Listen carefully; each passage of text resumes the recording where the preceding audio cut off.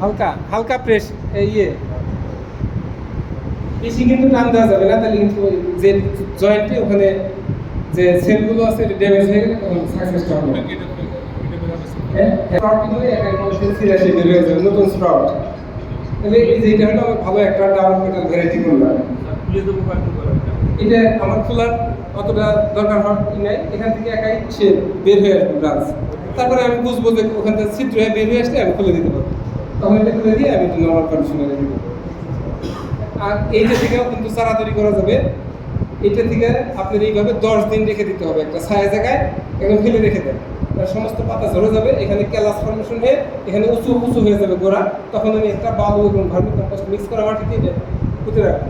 তাহলে এই ক্ষেত্রে এই কাটিং থেকে যখন করবো তখন কিন্তু এই কটেক্সটা হবে না, এই কটেক্সটা হবে না, গোড়া গোড়া একদম সিটিংই থাকবে।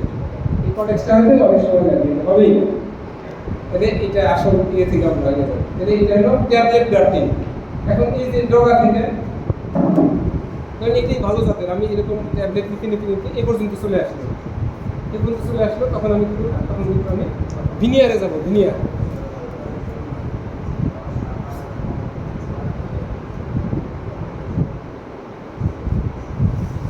ভিনিয়ার তো আমরা জানি, এই যে এটা ধরেন যে আমার রুট স্টক, এটা আমাদের একটা গাছ, এই যে এইভাবে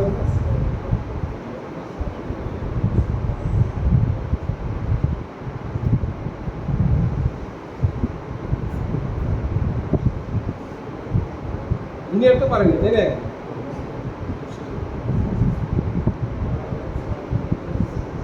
মাঠের লোকের হর্টিকালচার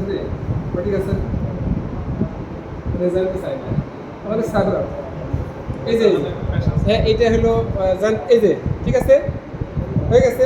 এখন এখানে আমরা এখানে প্যাচ দেবো। এটা কিন্তু মাথা আছে। আমি যদি মনে করি পলিথিন দিতে পারি, একটা পলিথিনের ক্যাপ হবে, না দিলেও হবে। এইটা যদি মানে 90% সাকসেস হয়, এটা 100 একটাও মরবে না এই প্রজেক্টটা। কিন্তু এইভাবে যখন আমার এই যে নোট বলে, আমার তার 3টা নোট নিয়ে আমি এই কাজটা করতেছি, 3টা নোট, আর এখানে কিন্তু 6-7টা নোট দেবো, তাই না? আমার কিন্তু মাতৃগাছের সংখ্যা যদি অনেক তো দামি গাছ, সেই ক্ষেত্রে আমার এটা যাতে আমি অধিক সংখ্যক করতে পারি, এই জন্য আমরা এইটা ব্যবহার করি। আর লাস্টেরটা আমরা ভিনিয়ার করি, এটা 100 সাকসেস।